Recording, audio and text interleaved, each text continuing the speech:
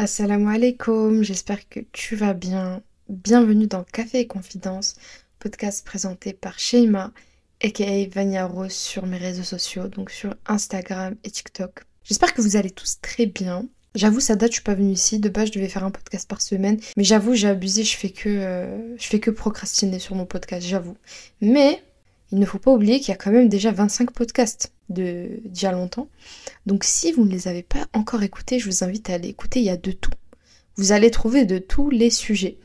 Du coup, voilà, si parfois vous voyez que je prends du temps à revenir, ben vous inquiétez pas, vous avez beaucoup de podcasts à écouter. D'ailleurs, j'en profite, n'hésitez pas à évaluer mon podcast. S'il vous plaît, si c'est utile pour vous, si ça vous aide. Et je vous mens pas que j'ai branché mon micro et je me suis précipitée pour faire un podcast parce que je sais que là, si j'allais pas faire ça, ben j'allais pas faire mon podcast. Du coup, du coup, le podcast, il est un peu à l'improviste, mais à un moment donné, il faut s'y mettre. Donc ça suffit. Aujourd'hui, on va parler de quoi? On va parler de cette pression qu'on ressent quand on a envie de passer à l'action, quand on a envie de faire de nouvelles choses, qu'on a envie de réussir un objectif, mais qu'on a tellement peur d'échouer, on a tellement peur de flop, qu'on décide finalement de ne rien faire. Et ça, c'est pire. Et d'ailleurs, au moment où je vous parle, il y a un épisode de Les Pensées de Shai, une petite série que j'ai commencé sur Instagram, qui sort, Inch'Allah, et qui parle justement de ça, qui parle du fait de prendre conscience que finalement, c'est nos choix qui font qui on est, tu vois. C'est-à-dire que c'est pas parce que dans ta tête, toi, t'as déjà imaginé ta vie de rêve, tu vois, comme les vision boards, le fait d'imaginer exactement la vie que tu veux, euh, le mode de vie que tu veux, la motivation que tu veux, tu vois, tout ça là, c'est pas parce que tu imagines ça et que dans ta tête, tu, comment dire, tu travailles en boucle cette idée, cet idéal, que forcément ça va arriver dans la vraie vie à partir du moment où tu ne fais pas des actions pour, pour y arriver, quoi. Et je sais que ça peut paraître très très très logique ce que je raconte, mais j'ai l'impression qu'on a tendance à beaucoup le faire, à s'enfermer dans notre tête et à nous dire c'est pas grave, de toute façon moi je sais que je veux ça, donc c'est le plus important. Mais au final, ne jamais passer à l'action et ne jamais mettre justement en œuvre tout ce qu'on a envie de faire. Et justement, je me suis rendu compte d'un truc, c'est qu'à force de ne pas réaliser nos objectifs, à force de ne pas commencer les projets qu'on a envie de commencer, parfois on vit dans un espèce de fossé où on pense que c'est réellement ce qu'on veut. Et j'ai vu, enfin, avant-hier, je crois, j'ai regardé une vidéo YouTube où il y a un mec qui parlait de ça. Et franchement, je vous jure, mon algorithme YouTube, il est incroyable. Il me met des vidéos, j'aime trop, il me met des vidéos qui m'inspirent tellement. Et d'ailleurs, il y a un épisode de podcast, Inch'Allah, qui sortira sur justement l'atteinte des objectifs, la procrastination, qu'est-ce qui fait qu'on passe pas à l'action, etc. Mais il faudra que je le travaille cet épisode parce que je veux vraiment parler de tout. Mais j'ai trouvé ça super intéressant. Et justement, il y a un mec dans une vidéo qui parlait du fait que parfois on a un objectif en tête et il nous semble logique, comme par exemple, j'ai envie de, je sais pas, je vais dire un truc classique, j'ai envie de faire des études de droit, devenir une grande avocate, etc., etc. Parce que peut-être ta famille a projeté cet espoir sur toi, parce que t'as vu beaucoup de films qui parlent de ça, peu importe, et ça fait qu'en fait, tu penses que, mais oui, c'est totalement ce que je veux faire, et tu te rends compte quand justement t'essaies d'atteindre cet objectif, peut-être juste en te renseignant, peut-être en commençant des études de droit, etc., tu te rends compte qu'en fait, c'est pas du tout fait pour toi. Et moi, ça m'arrivait beaucoup de fois, et le truc, c'est que tu t'en rends compte quand justement t'essayes d'atteindre cette chose-là. Mais en fait, si tu procrastines le fait d'atteindre tes objectifs, mais même pas les atteindre, s'y intéresser juste, s'y intéresser et comprendre vraiment le pourquoi du comment, ben peut-être que pendant 10 ans, 15 ans, 30 ans, tu vas être dans une espèce d'image faussée où tu penses que c'est vraiment la vie que tu rêves d'avoir alors qu'au final, pas du tout. Et ça, tu peux t'en rendre compte que si tu vas vers cet objectif et tu fais ton maximum juste pour voir comment ça se passe, genre. Bref, petite parenthèse fermée, j'ai beaucoup parlé. Aujourd'hui, on va parler de quoi concrètement? On va parler de cette impression que tout le monde nous regarde et nous juge constamment. On va explorer aussi la peur du regard des gens, la peur de l'échec, la peur du passage à l'action, toutes ces peurs finalement qui sont reliées à cette paralysie en fait, du fait de passer à l'action. Et puis on va voir aussi comment tout ça finalement c'est relié à un espèce d'égocentrisme, comme je le dis dans le titre, le monde ne tourne pas autour de toi, c'est vrai. Je vous promets qu'on a trop tendance en fait à penser que tout le monde nous regarde.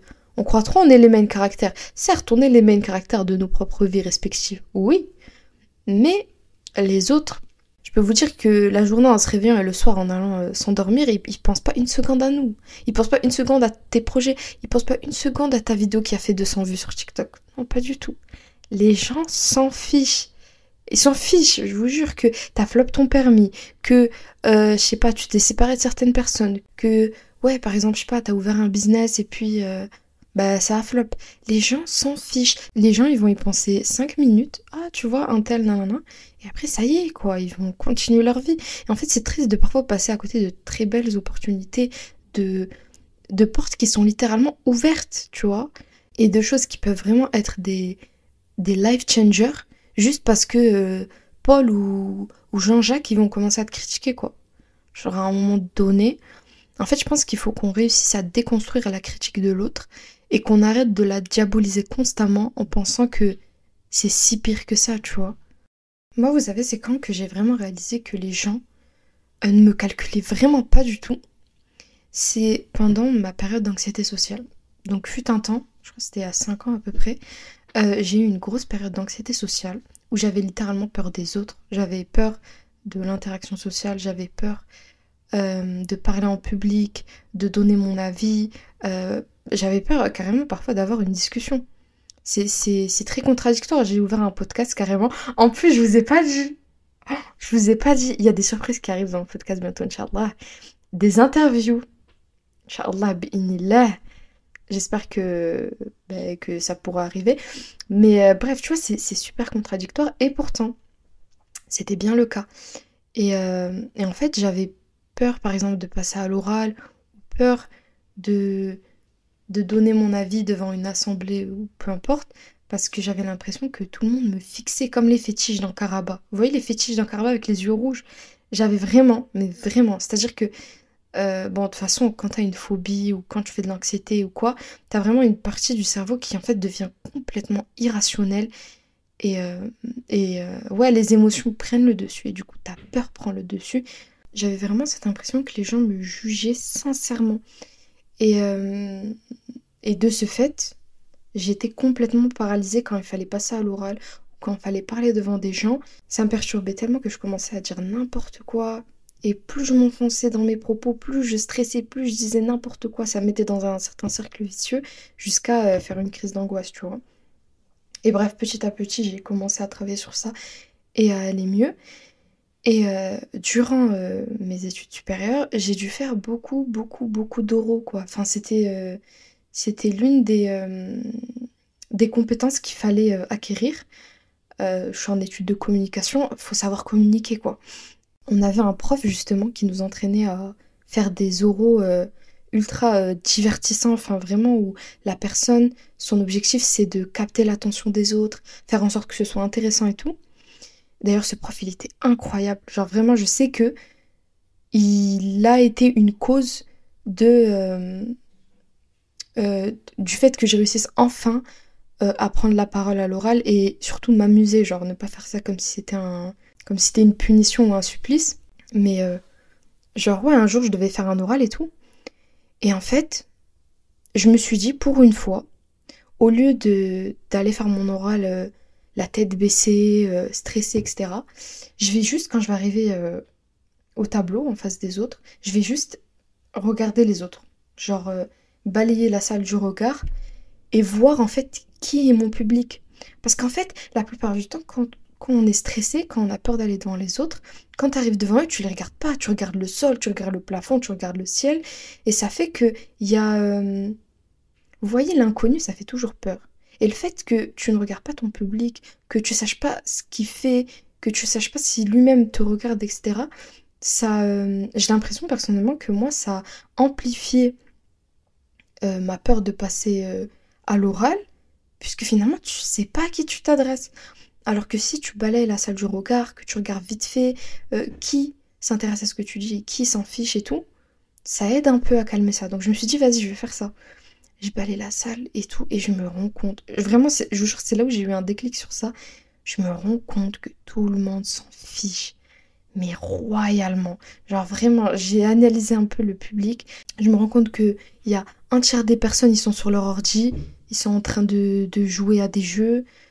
T'as l'autre tiers, ils sont sur leur tel. Et t'as le dernier tiers qui est ultra stressé parce qu'ils sont pas encore passés.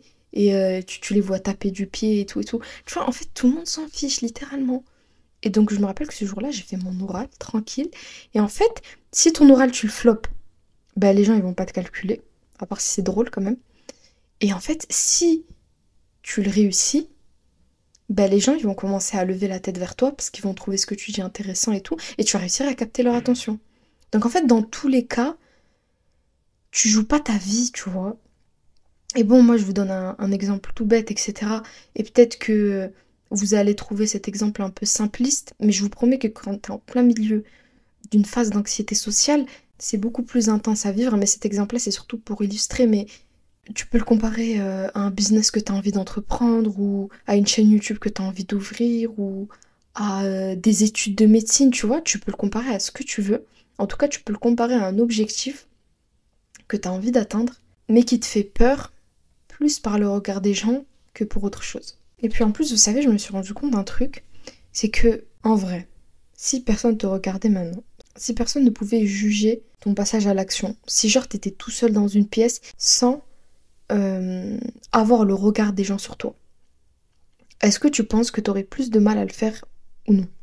Et je pense que ta réponse à cette question, déjà, elle peut t'aiguiller sur à quel point t'as peur du regard des gens ou pas. Parce que parfois, en vrai, tu peux ne pas vouloir passer à l'action par flemme, par démotivation, etc. Et puis d'ailleurs, la procrastination, on va en parler tout à l'heure, c'est pas qu'une question de flemme. Et ça, on va l'aborder. Mais avant ça, on va explorer ensemble pourquoi on pense que tout le monde regarde. Il y a plusieurs raisons à ça, des raisons qui peuvent être plutôt compréhensibles, comme le perfectionnisme ou encore le besoin de validation sociale. Mais je pense qu'il y a quelque chose qui s'est rajouté dans notre génération, c'est l'impact des réseaux sociaux qui justement amplifie cette sensation. Je pense qu'au-delà du fait d'avoir peur d'atteindre un objectif parce qu'il y a un public, il y a aussi le fait justement de voir tout le monde réussir sur les réseaux sociaux, tu vois. C'est-à-dire que tu as constamment, 24 heures sur 24, un élément de comparaison sur le projet que tu veux faire et en fait, tu peux littéralement perdre confiance en toi et te dire que tu peux pas réussir parce que toute la journée, justement, tu vois des gens réussir, tu vois des gens faire ce que tu as envie de faire et parfois le faire 100 fois mieux que toi ce que tu aurais voulu faire. Et je pense que dans tous les cas, hein, que ce soit par rapport aux objectifs, que ce soit par rapport à la personne que tu as envie d'être, mentalement, physiquement, le style de vie que tu veux, etc., si tu commences à rentrer dans un cercle vicieux de comparaison avec les autres, dans tous les cas, ça va te rendre mal et ça va te... En fait, ça va plus te freiner qu'autre chose. Alors que si tu te dis, vas-y, je vais prendre toutes ces choses que je vois sur les réseaux sociaux comme des éléments d'inspiration, comme des éléments de motivation plutôt que des comparaisons, ça va faire l'effet inverse et ça va faire un cercle vertueux parce qu'au final, à force de tomber sur ces contenus, en plus l'algorithme il fait bien son travail, ben, ça va te motiver en fait. Et puis, dis-toi surtout que, en vérité, on est tous uniques. Je sais, ça fait Walt Disney dit comme ça, mais c'est vrai, on est tous uniques et je pense que peu importe ce que tu veux faire, tu auras toujours toi ta touche à amener, tu vois. Peu importe ce que tu veux faire, tu auras toujours ta touche à amener. Même si tu as envie d'entreprendre quelque chose et que tu vois des gens le faire 10 000 fois mieux, déjà, qui te dit que toi, tu peux pas le faire concrètement? Genre, alhamdoulilah, il n'y a pas une personne qui a plus de capacité que l'autre, si ce n'est le fait de passer à l'action, en fait. Et ça, on le voit très souvent. Les personnes qui ont réussi leur vie, entre guillemets, que ce soit financièrement, que ce soit socialement, que ce soit par le fait d'avoir accompli de grandes choses, que ce soit en fait des personnes historiques ou des personnes qui justement ont changé le monde, elles ont rien de plus, elles ont rien de moins, si ce n'est le fait d'avoir eu en fait ce rêve et la motivation nécessaire pour passer à l'action. Le fait de se dire, je vais passer à l'action, je vais le faire. Donc finalement, tu vois, c'est pas des gens qui sont nécessairement plus intelligents que toi ou plus astucieux que toi. C'est juste des personnes qui ont su mettre en priorité ce qu'ils voulaient accomplir plutôt que le regard des gens et ce que les gens allaient en penser. Et en fait, ça, parfois, on a du mal à réaliser, mais tout le monde est focalisé sur sa propre vie. Tout le monde a ses peurs, tout le monde a ses craintes. Et petite parenthèse, ça c'est un sujet justement que j'ai abordé dans les pensées de Shai. Du coup, je t'invite à aller voir l'épisode sur mon compte Instagram. Mais en fait, tout le monde est focalisé sur sa propre vie, sur ses peurs, sur ses craintes, sur ses objectifs pour mettre 100% de son attention en fait sur toi. Et en fait, ça, tu peux le remarquer super facilement dans une classe, comme on l'a dit tout à l'heure. Regarde pendant un examen important ou un oral important, un partiel, les épreuves du bac, peu importe. Prends une minute juste pour balayer la salle et regarde à quel point tout le monde est focalisé sur son truc en fait. Personne te regarde, personne te cala. Et même que ce soit dans la rue, que ce soit dans un centre commercial, que ce soit dans un café, tout le monde est absorbé par son téléphone ou par ses pensées. Personne ne te calcule. En fait, le souci avec cette manie d'avoir peur de commencer quelque chose ou avoir peur de sortir de sa zone de confort à cause du regard des gens, ben, elle peut amener beaucoup de conséquences négatives, notamment, comme on l'a dit tout à l'heure, un impact sur la confiance en soi. C'est-à-dire que toi, tu peux te dire, ouais, je m'attarde sur ce que les autres pensent de moi parce que j'ai pas confiance en moi. Mais en fait, tu peux littéralement faire le trajet inverse. C'est-à-dire que parce que tu laisses les autres avoir une place importante et un impact important sur ta vie, fait que justement t'as pas confiance en toi. Et cette boucle, tu peux la briser en commençant ce que tu as envie de faire. Et je vous jure que t'échoues, que ça se passe pas comme tu veux, qu'au final tu changes d'objectif 10 fois, que tu te rends compte que t'aimes pas ça, que tu veux faire autre chose, que tu réussisses. Peu importe ce qui se passe, tu vas voir que tu vas gagner en fait de la confiance en toi parce que tu vas te dire, déjà je me suis écoutée, j'ai fait ce que je voulais faire, je me suis écoutée et donc ta voix, elle sera déjà un peu plus importante pour toi que celle des autres. Et il faut surtout se dire que peut-être tu vas te priver d'expérience, tu vas te sentir bloqué dans tes projets juste parce que tu as peur du regard des autres. Et c'est là justement qu'on peut faire le lien avec la procrastination. J'avais vu un TikTok sur ça il y a longtemps. Il y a un mec qui en parlait, j'ai trouvé ça trop intéressant, du coup je le mets là en même temps. Mais la procrastination, c'est pas forcément lié à la flemmardise ou à la fatigue. La procrastination, ça peut être lié aussi au perfectionnisme. C'est-à-dire que tu as tellement peur de mal faire ce que tu dois faire que tu préfères le retarder par stress. Le souci avec la procrastination, c'est que tu vas attendre le moment parfait. Je l'ai fait moi-même au début de mon podcast, je vous l'ai dit. J'étais en train de repousser tous les jours le moment où j'allais faire le podcast parce que je me disais vas-y, là il y a du bruit, je le fais plus tard. Non, là j'ai pas assez d'infos à partager. Non, mon sujet il est pas assez structuré, etc. Tu vois, en fait c'est un espèce de perfectionnisme qui va t'empêcher de faire ce que tu fais et ça peut être un gros piège à long terme parce que tu vas rien commencer même si toi t'as l'impression que t'as l'intention de commencer quelque chose. Le truc c'est que le moment parfait il va jamais arriver et c'est mieux de faire un truc qui est pas totalement comme tu voulais plutôt que de ne rien faire. Et surtout le plus important dans tout ce que tu as envie de faire, et là je parle de tout projet confondu, c'est déjà de faire ça pour toi et de réussir ça pour toi aussi. C'est-à-dire que si à un moment dans l'équation tu t'oublies, t'auras beau accomplir ton objectif, ça va pas te rendre plus heureux, ça va pas te rendre plus fier de toi, ça va pas justement t'augmenter cette confiance en toi parce que tu l'auras fait pour les autres. Bon, maintenant on va voir ensemble comment faire pour changer ce mindset-là. S'il y a un truc qui fout la pression, je trouve, c'est le fait de se dire ok je veux faire ça et il faut que je réussisse. Genre c'est pas concevable que je réussisse pas. Si je réussis pas c'est la fin du monde. Moi quelque chose qui m'a aidé personnellement, parce que moi je suis très comme ça. Moi malheureusement j'ai un défaut. Avec moi c'est tout ou rien. C'est-à-dire soit je vais me mettre à fond pour un objectif et donc du coup bah, je vais tellement être dedans que je vais me stresser et je vais me foutre une pression de fou. Et si je réussirais pas cet objectif, bah, je serais ultra déçue de moi-même. Soit je fais rien. Malheureusement, moi, j'aime pas du tout ce côté de moi, mais moi, j'ai pas d'entre-deux. Ça fait que je vais mettre beaucoup, beaucoup trop de pression sur mon objectif. Et donc, au lieu de me dire, bon, je le ferai plus tard et de commencer à procrastiner, je vais me dire, je vais tester. Dans le sens où le fait de se dire que c'est un test, par exemple, ça me fait penser à la nouvelle trend sur TikTok où pendant une semaine, t'essayes d'arrêter le sucre. Tu vois, ça par exemple, bah, c'est un petit défi, c'est un test où tu fais ton maximum pour arrêter du sucre. Mais en vrai, tu peux faire ça même pendant 3 jours, même pendant 2 jours, même pendant juste une journée. Et en fait, ce test-là, il peut amener à une transformation physique de malade. Parce que tu vas le ramener progressivement et sans te mettre la pression qui va te paralyser dans ton passage à l'action, tu vois. Et donc, ça peut beaucoup aider. Et se dire ça dans plein de domaines, ça peut aider de fou. Notamment dans une transformation physique ou même dans des études que tu veux faire, hein. Par exemple, tu as envie de faire médecine, mais tu te sens trop nul, tu te dis que tu vas pas réussir, que tu vas devoir te réorienter au bout de 2 mois. Et du coup, tu te mets dans un mood dans ta tête, tu te dis, ça sert à rien d'essayer. Ça, je sais que je vais fail, autant ne pas le faire. Si tu pars dans un mood de vas-y, je vais tester. Tu vois, c'est un test. C'est-à-dire que tu te mets pas de grandes attentes, t'en mets même pas.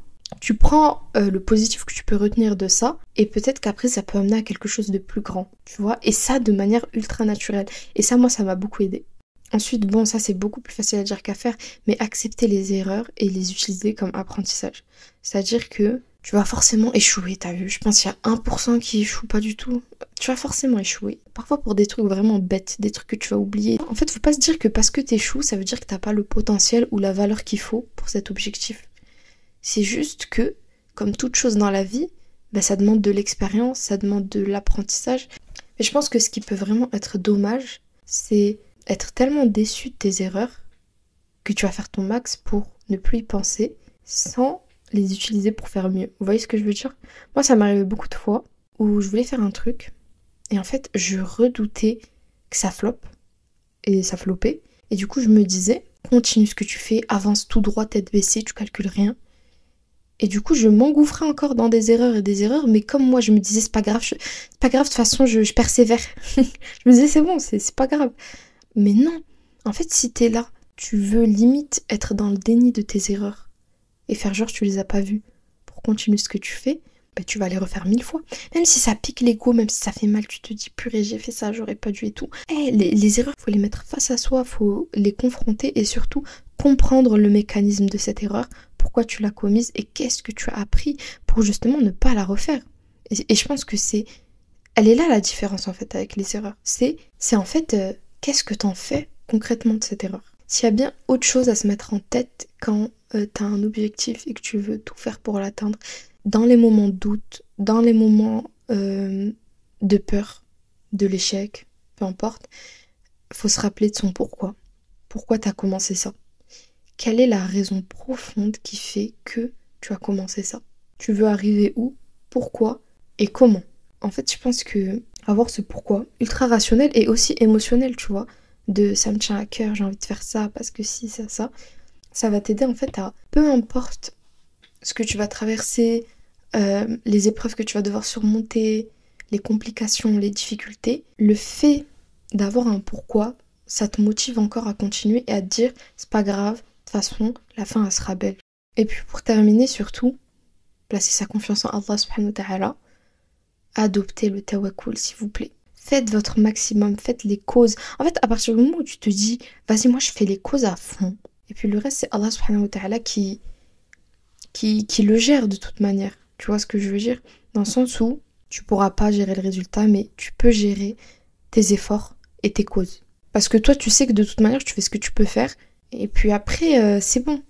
T'as pas en fait cette peur de l'échec ou de la réussite quand tu te rends compte que c'est pas toi réellement qui la gère en fait. C'est pas toi qui la contrôle. Toi, c'est pas en ton contrôle. Toi, ce qui est en ton contrôle, c'est tes actions. C'est ta motivation. C'est ta discipline. C'est ta prise de conscience. Tu vois? Ça, tu peux le gérer. Mais tu peux pas gérer le résultat en fait de ce que tu vas faire. Et donc, tu peux donner ton maximum en toute tranquillité, en lâchant prise et surtout en sachant que les plans d'Allah sont meilleurs que les tiens. Et que si quelque chose ne se passe pas, même si toi, tu y mets 100%, tu y mets 1000%, c'est qu'il y a un bien là-dedans. C'est que c'était comme ça que ça devait se passer. Je pense aussi que s'il y a quelque chose qui est ultra important, c'est le fait de déconstruire tes pensées limitantes. Dans le sens où, quand tu vois que t'es paralysé, peu importe de quelle manière, paralysé, ça veut pas forcément dire que tu ne vas rien faire. avoir l'espoir de faire quelque chose et ne pas le faire, procrastiner, c'est aussi être paralysé. Pose-toi cette question, demande-toi pourquoi tu es paralysé. Qu'est-ce qui te fait peur concrètement? Qu'est-ce qui fait que tu ne passes pas à l'action? Est-ce que c'est la peur de l'échec? Est-ce que c'est le perfectionnisme? Est-ce que c'est parce que tu te compares aux autres et tu as peur de faire moins bien? Est-ce que c'est la peur de la réussite? Est-ce que tu as peur de devoir passer un nouveau chapitre dans ta vie si ça marche? Et tu as peur de devoir gérer une nouvelle façon de faire, tu vois? Donc, est-ce que c'est la peur de sortir de ta zone de confort? Est-ce que c'est parce que tu sais intérieurement que c'est pas ce que tu as envie de faire, mais que tu le gardes dans un coin de ta tête ou que tu le dis aux autres pour te rassurer? En fait, tu vois, il y a 10 000 et une raisons qui peuvent faire que tu as peur de passer à l'action. Et je pense que déjà, l'identifier, c'est aller de l'avant petit à petit. Ensuite, il y a la règle des 5 secondes. Ça, la vérité, moi qui suis timide et qui fais de l'anxiété sociale, la vérité, ça m'a déjà beaucoup aidé. C'est en fait agir sans laisser place au doute. C'est, t'as envie de faire un truc. Bon, après, voilà, faites attention s'il vous plaît. Faut pas se jeter d'une falaise non plus, hein. Mais, en gros, tu laisses pas le temps à tes souhaits, à tes mauvaises pensées, de faire douter de ce que tu as envie de faire. Et ça, c'est notamment ce qu'il faut adopter quand tu as des objectifs reliés à la discipline. Je pense que c'est ça la plupart du temps. Quand tu as envie, par exemple, d'avoir un nouveau mode de vie, où tu veux faire beaucoup de sport, où tu veux manger mieux, commence pas à réfléchir de est-ce que tu dois commander Uber Eats, ou si tu dois vraiment aller au sport aujourd'hui, ou si tu es fatigué, tu vois. En fait, faut, faut tracer. Parfois, faut pas écouter son esprit, il faut être en mode automatique et il faut y aller. Ensuite, il y a le fait de se fixer des petits objectifs progressifs. Ça, c'est super important. C'est-à-dire que quand on se met un objectif, par exemple, dans l'année, euh, nous, on va directement se mettre l'objectif en lui-même. C'est-à-dire, mon objectif, c'est d'avoir le permis cette année, tu vois. Et en fait, c'est bien, mais c'est pas suffisant. C'est pas ça qui va faire que tu vas bouger concrètement pour atteindre cet objectif. C'est trop général. Comment tu vas faire pour avoir ton permis, tu vois? C'est plutôt ça qu'il faut se demander. Combien d'heures de conduite tu vas te prendre? Combien de révisions du code tu vas faire? Combien de vidéos tu vas regarder sur YouTube? Tu vois, c'est ça qu'il va plutôt falloir mettre en avant. C'est en fait le concret et les choses que tu peux mesurer et que tu peux faire au quotidien pour atteindre ton objectif doucement et sans pression. Mais si d'un coup tu dis, vas-y, d'ici la fin de l'année, il faut que j'ai mon permis, il faut que j'ai ma voiture, etc. C'est tellement peu concret que tu auras du mal à passer à l'action. Et après, s'il y a un dernier aspect que j'aimerais mettre en avant pour cet épisode, c'est le fait de prendre du recul. Facile à dire encore une fois, je sais, tout est facile à dire, mais concrètement, réfléchis dans ta tête à tout ce que tu as pu accomplir dans ta vie, toutes les épreuves qui te paraissaient insurmontables, tous les deuils qui te paraissaient insurmontables, toutes les séparations, tous les échecs, tous les flops que tu as pu faire. Au final, tu les as surmontés, tu vois ce que je veux dire? Même le bac, genre. Après, ça dépend des gens, mais la plupart des gens, on n'était pas trop stressés pour le bac. On n'était pas ultra stressés. Au final, c'est passé. Et là, tu penses pas tous les jours à ton bac, hein. Toi, t'es passé à autre chose dans ta vie. Eh ben, c'est exactement la même chose pour l'objectif que tu voudrais atteindre dans le futur. Déjà, il faut que tu te mettes en tête que c'est pas cet objectif qui va te rendre heureux. C'est-à-dire qu'une fois que tu l'auras atteint, tu vas en trouver un autre. Donc autant apprécier aussi le chemin, justement, pour arriver à cet objectif. Et genre surtout savourer ton objectif, tu vois. Et puis surtout, la douleur, la souffrance, le stress, tout ce que tu vas ressentir pour y arriver, c'est des choses, c'est éphémère. Ça va passer et tu vas l'oublier, tu vas plus y penser. Donc voilà, prends du recul. Peu importe l'immensité de l'objectif, ou peu importe aussi à quel point il est petit, à un moment donné, ça va passer. Bon, on arrive à la fin de l'épisode de la semaine. J'espère que ça a pu vous aider. La vérité, hein, ne vous comparez pas aux autres. Comparez-vous à la personne que vous étiez hier. Regardez comment vous pouvez faire pour faire mieux. Et surtout, faites les choses progressivement. On a un hadith justement où le prophète ﷺ nous dit « La meilleure œuvre auprès d'Allah est celle qui dure même si elle est de petite quantité. » Donc voilà, inspirez-vous de ça. N'essayez pas de faire trop d'un coup. Faites à votre rythme. Et surtout, il n'y a que vous pour savoir ce qui est meilleur pour vous. Bref, voilà, c'était l'épisode du jour. S'il vous a plu, n'hésitez pas à évaluer le podcast. N'hésitez pas à le partager à vos copines. Comme ça, on agrandit notre petite communauté Café et Confidence. Voilà. On va dire que là, c'est un petit café de rue tout petit. Inch'Allah, petit à petit, on va essayer de faire en sorte que ce soit un café qui prend toute l'avenue. Pour qu'on puisse avoir ce café, j'ai besoin de votre aide. Du coup, n'hésitez pas à le partager à vos amis. N'hésitez pas à le partager en story. Et voilà, n'hésitez pas aussi à me donner vos avis. S'il y a des sujets que vous voulez que je traite dans les prochains épisodes, n'hésitez surtout pas à me le dire. S'il y a des témoignages dont vous voulez me faire part, n'hésitez pas également. On peut en parler dans de prochains épisodes. Et voilà. En tout cas, prochain épisode, Inch'Allah, ce sera une interview, je pense. Donc d'ici là, prenez soin de vous. Passez une bonne journée, une bonne soirée. Et nous, Inch'Allah, on se voit très très bientôt pour un nouvel épisode de podcast. Assalamu alaikum.